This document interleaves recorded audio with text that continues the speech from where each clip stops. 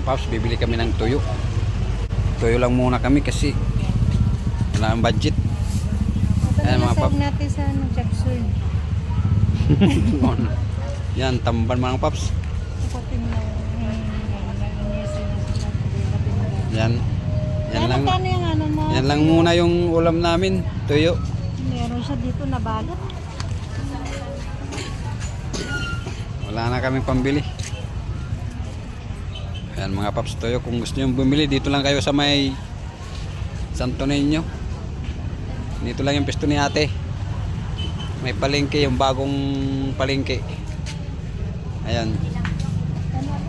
Ayan.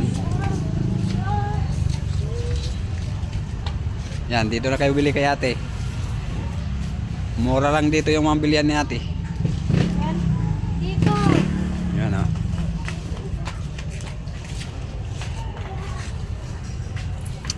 Kahit anong bilhin nyo dito, mayroon kay ate. Lahat, may mga plastic, toyo, suka, cup. Yan, may uling.